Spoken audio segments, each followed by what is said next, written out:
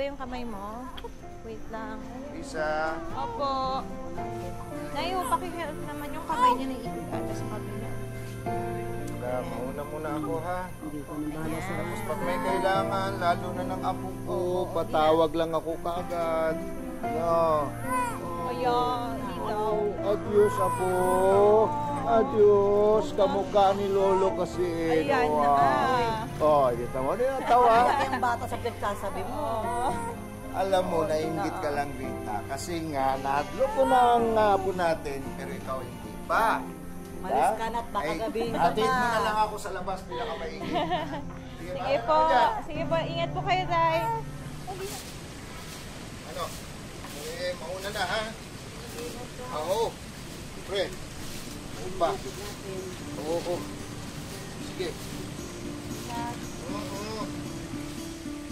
Hindi na. Ano, gutom ka na. Gutom ka na. Sige, sige, sige. Ayo, Mike. Salamat, salamat.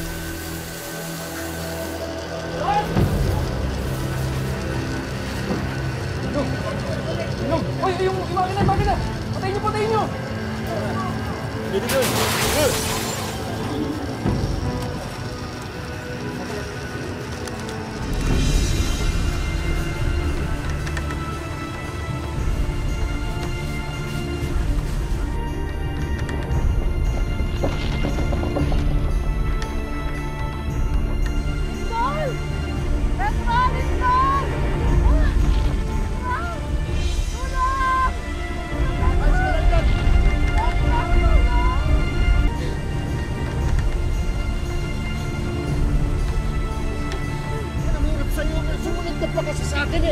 Sandali!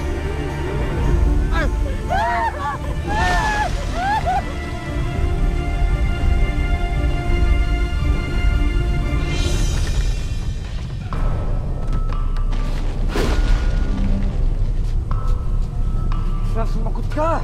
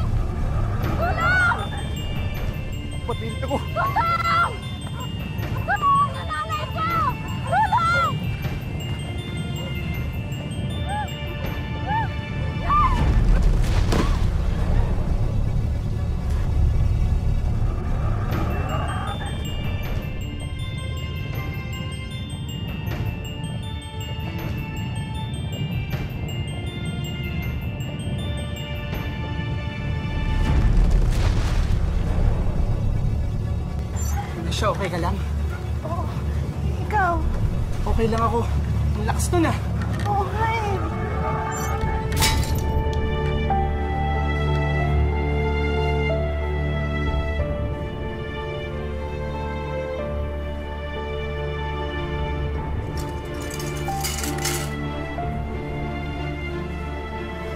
Kamusta na kaya si Lisa?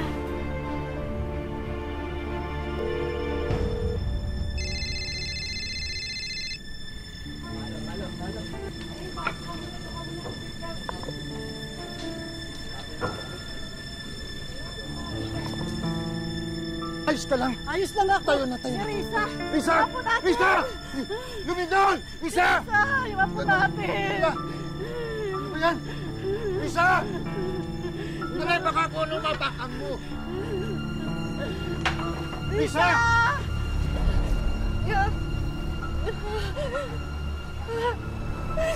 Oh, tulong!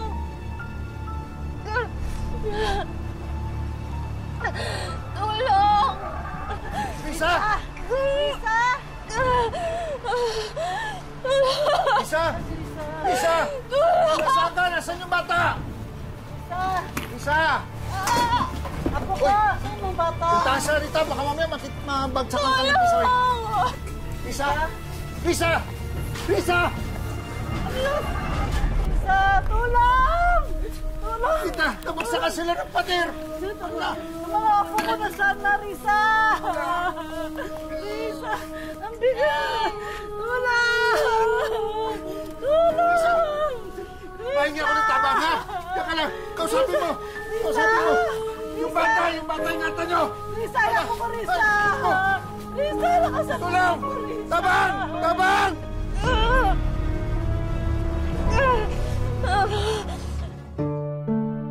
Noong ika-6 ng Hulyo ng taong ito, isang malakas na lindol ang tumama sa Kabisayaan. Sinira nito ang maraming istruktura, kalsada at mga tahanan. Ngunit higit sa lahat, marami itong buhay na winasak at permanenteng binago. Isa na rito ang pamilya ni Risa Rosales, isang ina na handang isakripisyo ang kanyang buhay para sa nag-iisang anak. Magandang araw po mga kapuso, ako po si Vicky Morales at ito ang Wish Ko Lang.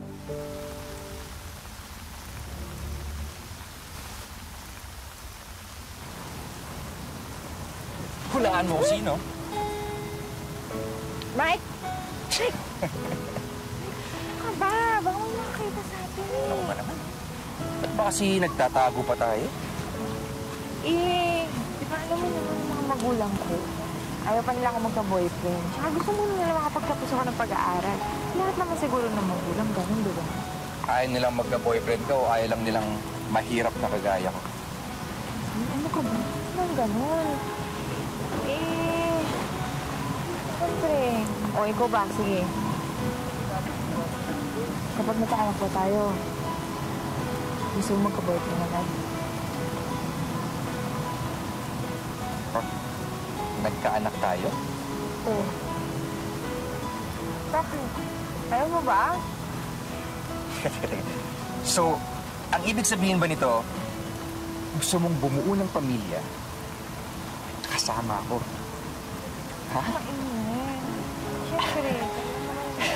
Siyempre. Nakakita. Uy, umuulan. Lisa, I love you. I love you too. Halika na, umuulan na. Umuulan na.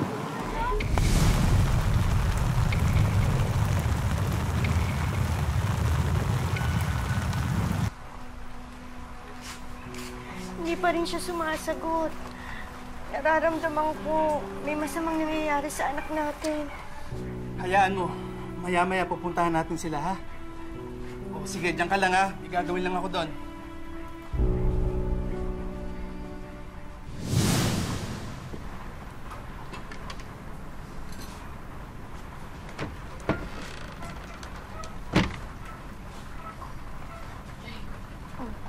Masama ba ang pakiramdam mo? May sakit ka ba? Hindi. Okay lang naman ako. Okay lang. Eh, saan ka ba kasi pumupunta palagi? Papadala sa ata ang lakwatsa mo. Nay, kasama ko lang ho yung mga dati ko, classmates. O, sige na. Upo na, kumain ka na.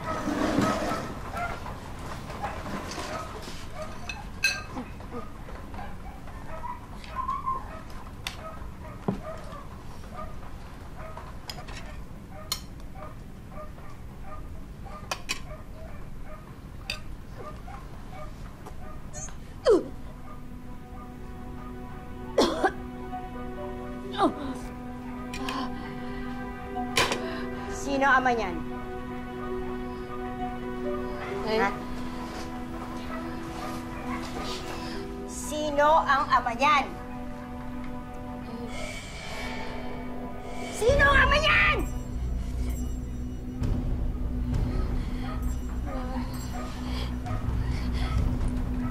Nay,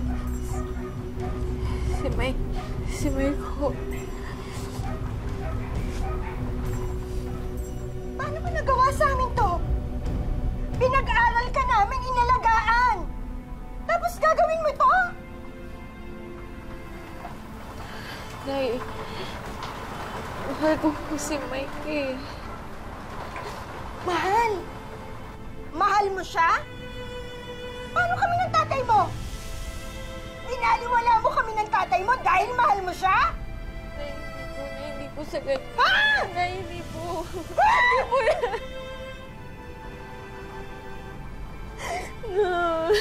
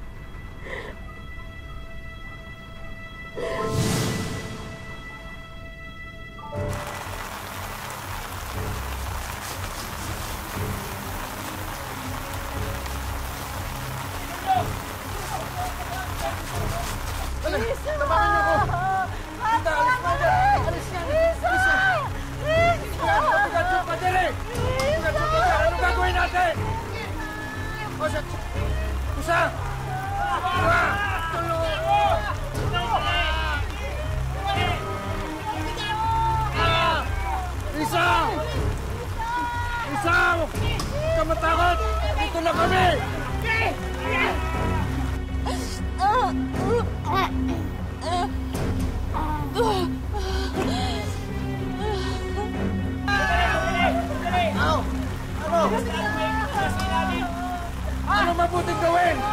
Sige! Isa! Oh, yung apo ko! Isa!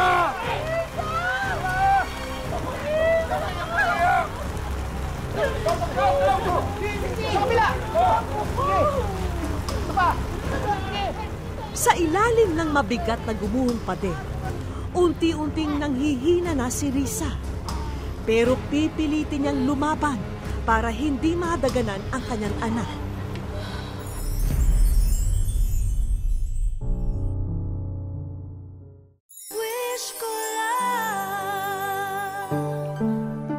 Nadaganan ang gumuhong pader sina Risa at ang kanyang 5 buwang gulang na anak, habang ang kabiyak na si Mike walang kaalam-alam sa nangyari sa kanyang mag-ina. Kaya labis ang pag-aalala niya at nagmamadali ng makauwi sa kanila. Tulungan niyo kami.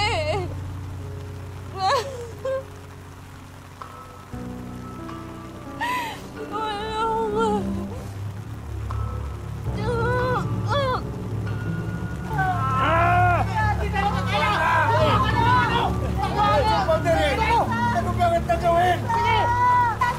Isa! Kahoy!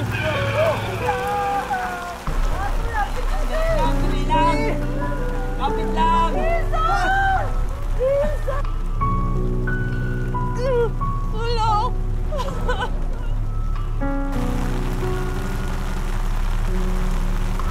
Tayo ako ko! Risa! Tulong! Bilisan niyo! Baka nasutag mo yung apo mo! Bilisan niyo! Ako ko!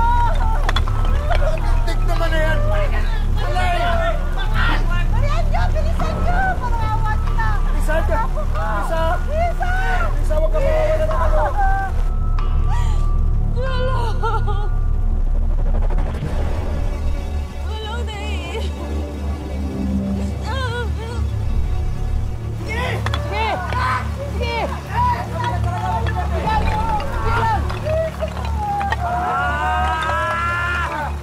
Lisa, sandali lang! Hanap kami na ibang paraan! May mapina sa bayan, kunin nyo na lang kaya yun! Kakatawag lang sa bahay. Sarado na lahat ng kalsada. Baka matagal pa bago makarating dito. Sige na lang, buhatin na lang dito! Sige na!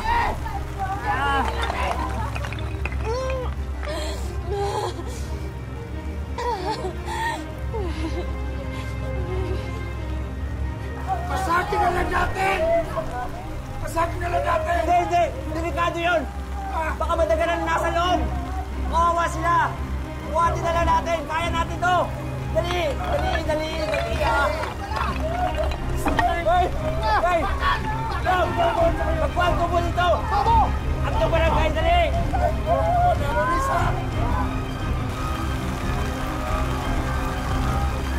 Sige!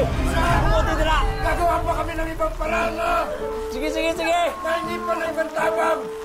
Laksan na lang ang loob mo!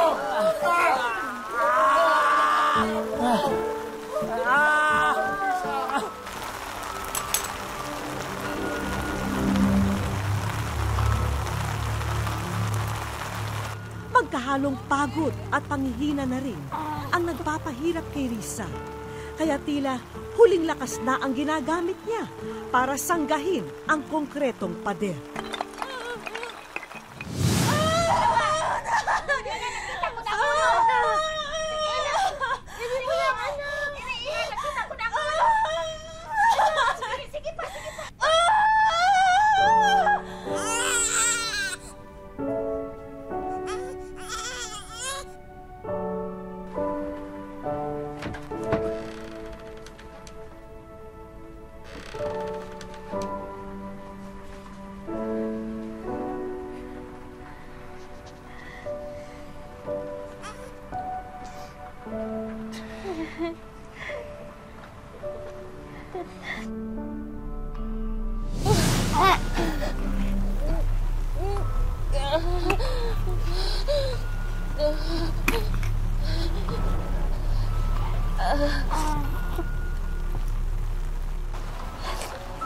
Anak, tatandaan mo, ha? Mahal na mahal ka ng nanay.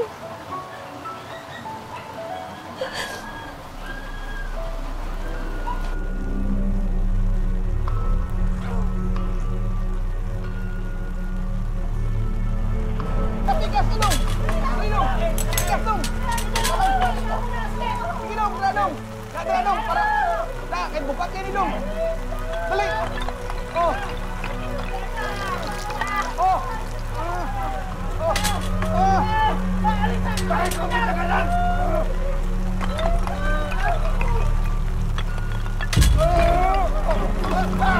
Isa! Isa! Isa! Eh! Sana lang!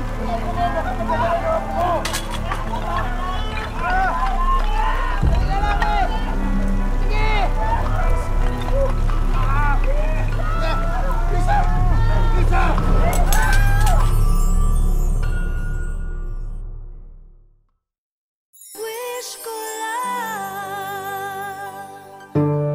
Dahil malayo sila sa syudad, walang sapat na kagamitan ang mga tao upang alisin sa pagkakaipit sa gumuhong pader sina Risa at ang kanyang anak.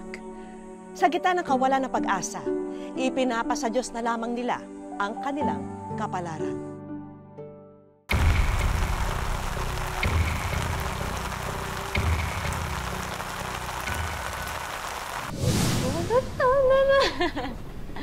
Alis na ako, Palangga. Wala ako, ha? Alis na daw ang tatay mo. Dali. Anak, alis mo na si tatay, ha? Kailangan mo nang kumayod. Para ba yan sa pinyay? Para doon, tsaka para sa pagpakasal natin.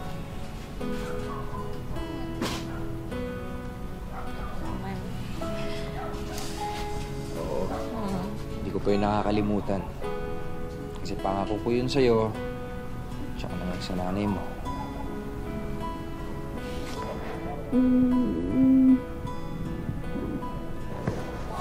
Pero alam mo, hindi naman natin kailangan magmadali eh.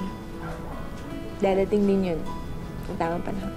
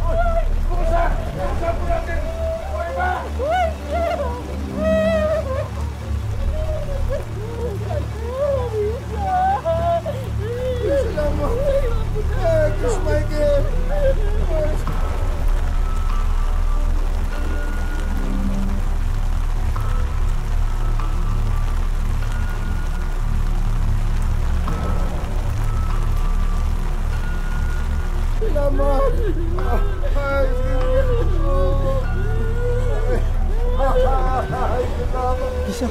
Michael! Lisa! Lisa! Lisa! Ano nangyari kay Lisa? Lisa! Lisa? Michael, balik. Ano nangyari kay Lisa? Ano kami nag-iwalay? Lisa!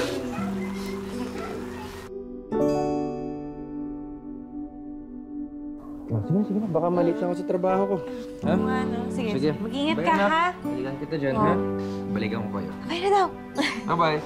Sige. Bye-bye. Ingat ka. Lisa!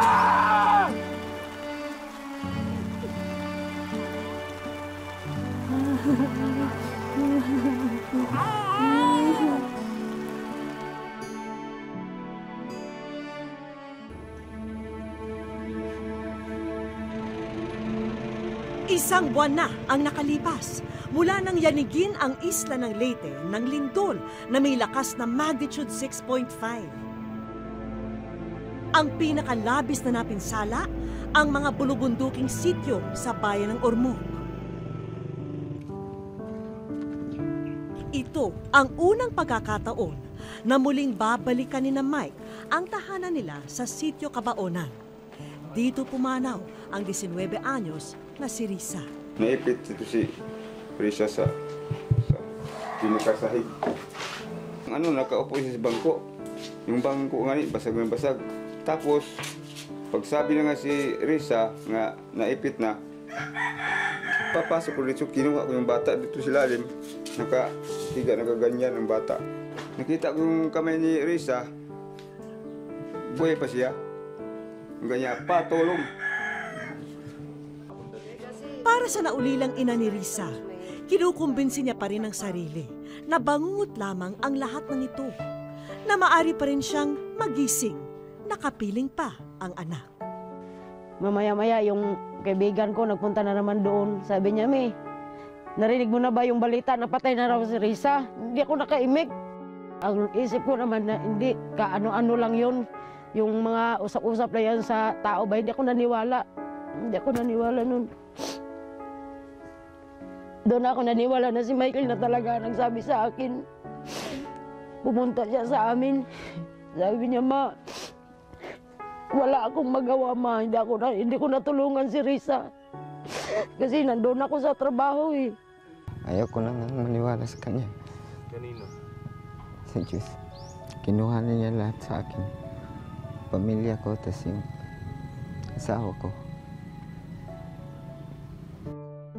Matayog ang pangarap ni Risa para sa pamilyang itinataguyod nila ni Michael. Pero, papaano nga ba ito ipagpapatuloy ng kanyang kabiyak ngayong maaga silang pinaghiwalay ng trahedyang ito? Pangarap ni Risa ng sariling bahay namin. Tapos, magkasal kami. Mag-aaral siya. Para daw dalawa kami magtatrabaho. Kasi yung trabaho ko, hindi permanente. 2 buwan, tapos wala namang trabaho, tapos meron naman. Gusto niya yung 2 kami magtrabaho. Ganun pa man, kahit abala sa trabaho, hindi pinapalampas ni Michael ang pagkakataon na makapiling ang anak na si Chris. Kung nasan ka man, mahal na mahal kita. Tapos yung baby natin, di ko yung pababayaan. Palalakihin ko ng maayos. Paaaralin ko.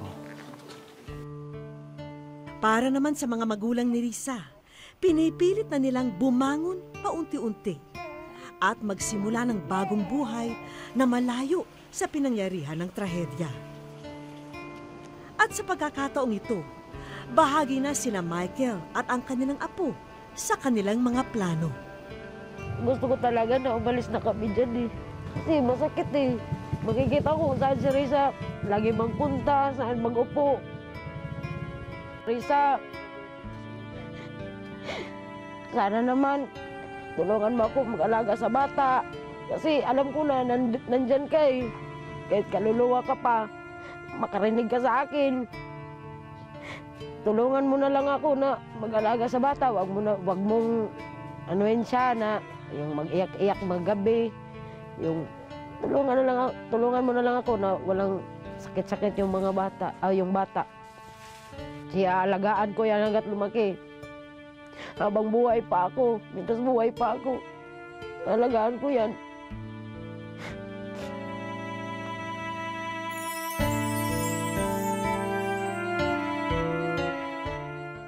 Sa aming pagbabalik, pero may napansin silang kakaiba sa pagbisita nila sa puntod ng umagang yun. Kayo ay nasa.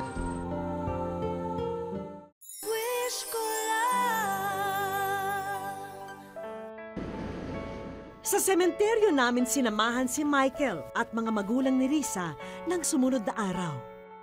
Pero may napansin silang kakaiba sa pagbisita nila sa puntod ng umagang yun. Niyanig man ng trahedya ang inyong tahimik na pagsasama. Naway maipagpatuloy nyo ang buhay sa mga naiwang alaala. Kayo ay nasa. Ang promise ko lang sa iyo, Nak, na yung anak mo talagang hindi ko ito pababayaan. Dadalhin namin siya sa magandang ugali. Ipaalala ko sa kanya na ganyan ang nangyari sa inyo. Pangako ko po na hindi ko pababayaan anak natin. Mamahalin ko katulad ng pagmamahal mo, anak natin. Para sa isang ina, wala na sigurong mas nakakapanatag pa ng kalooban kundi makita na kumpleto sa gamit ang kanyang sanggol, lalo na't nakadepende pa ito sa pag-inom ng gatas. Kaya naman sinigurado namin na hindi kukulangin si Baby Chris ng kanyang gatas at diapers. Salamat talaga sa inyo. Nandito yung asawa ko. Sobrang saya. Kasi may marami ng gatas ng baby namin. Alam din naming iniwan na ng ama ni Risa ang trabaho sa malayo para lamang mabantayan ang pamilya at apo. Kaya tumugon ang pamahalang bayan ng Ormoc sa inyong pangangailangan. Magbibigay ng job order na trabaho starting po sa September sa ama po ng namatay po. Papasalamat ako sa inyo, kay Mayor. Papasalamat, maraming salamat. Para naman kay Michael, dagdag training para makakuha ng regular na trabaho. Electrical installation and maintenance in situ. Ito po yung konting tulong na maibigay sa TESDA sa iyo. Congrats. Sir, asahan niyo po, pagbubutihin ko ang training para hindi masayang kung binigay niyo sa akin. Maraming salamat. At eto naman ang para kay Nanay Nemesha na walang hinangad, kundi ang muling makapagsimula para sa mahal na apo. You're one of our beneficiary for housing. Okay? Okay. So, pwede na kayong bumakit doon sa area ninyo. Malaki talaga to kasi yun ang pangarap ko na makaalis na kami doon Gusto ko na talaga umalis doon. At para naman kay Baby Chris, dapat sanggol pa lamang ay pinaghahandaan na ang kanyang kinabukasan. Kaya naman ang pondong pinansyal na kanyang kakailanganin, pati ang panimulang ipon sa bangko, eto at ipinagkakaloob na sa munting anghel. Mama Becky, maraming salamat sa inyo. Malaking tulong na to sa amin sa bata. Maraming salamat. Hanggang sa huli, nagsakripisyo si Risa para kay Baby Chris Michael. Ngunit hindi raw dapat pagkaitan ng magandang kinabukasan ang bata. Pagpapatunay ito ng hangganan ng pagmamahal ng magulang sa kanyang anak. Maraming salamat po mga kapuso. Ako pumili si Vicky Morales at ito ang wish ko lang. Wag na wag kang susuko.